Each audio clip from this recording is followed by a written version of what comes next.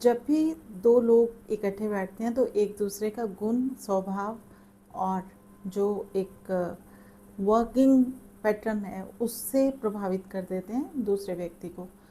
एक दूसरे के साथ जब ग्रह भी संबंध बना के किसी भाव या राशि के अंदर बैठते हैं तो अपने गुण धर्म से दूसरे ग्रह के गुण धर्म को या तो एब्जॉर्व करते हैं या उसको बाउंस बैक कर रहे होते हैं।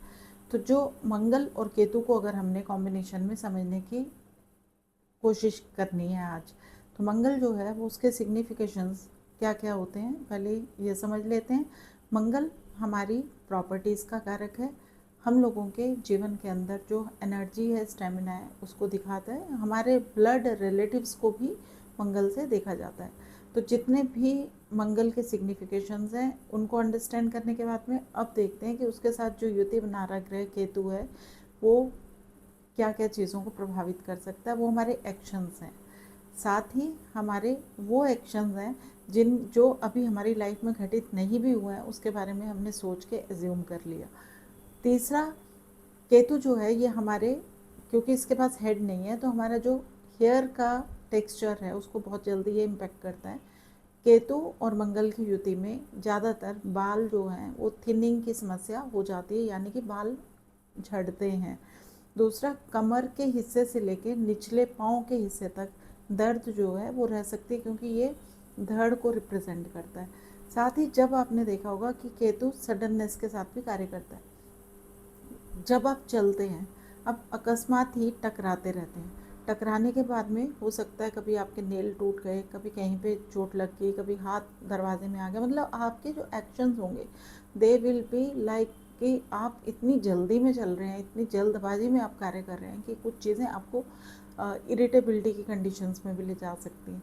तो मंगल और केतु के सिग्निफिकेशंस अगर इस तरीके से कॉम्बिनेशन में ये किसी भी राशि में आपकी जन्म पत्री में हैं तो आप इस तरह से आपके जो ब्लड रिलेटिव होते हैं उनके साथ आपका अलगाव या उनके साथ आपकी किसी न किसी वजह से जो थॉट प्रोसेस है उसमें बहुत ज़्यादा डिफरेंस हो सकता है, आपके उनसे नहीं बन सकती है।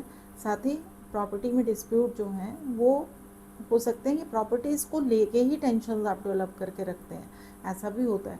और आपकी एनर्जी जो है किसी भी कार्य को करने की, या तो वो बहुत हाइपर होगी या आप बिल्कुल एनर्जी अपनी लूज़ करके बैठे होंगे।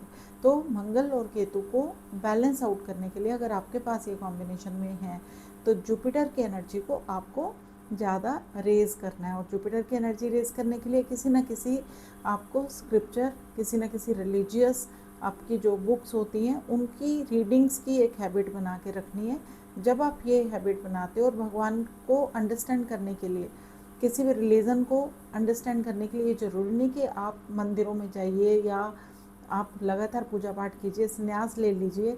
हम ऐसा नहीं कह रहे हैं, हम सिर्फ एक अवेयरनेस की बात कर रहे हैं कि हर एक धर्म की इज्जत कीजिए, रिस्पेक्ट कीजिए और जहाँ पे भी आपको मौका मिले आप विज़िट ज़रूर कीजिए मंदिर और religious places, just to explore कि हमारी जो रूट्स हैं वो कहाँ पे हैं। तो जुपिटर की एनर्जी जब आप रेज कर लेते हैं तो आपके जीवन में मंगल और केतु की नेगेटिव एनर्जीज अपने आप से पॉजिटिविटी में कन्वर्ट हो जाती हैं, क्योंकि मंगल आपके ब्लड रिलेटिव भी हैं, आपको उनका भी साथ चाहिए, आपको अच्छी प्रॉपर्टीज़ भी चाहिए, डिस्प्यूट्स नहीं चाहिए उसमें, आपका एनर्जी भी बनी रहे, आपको ये भी चाहिए।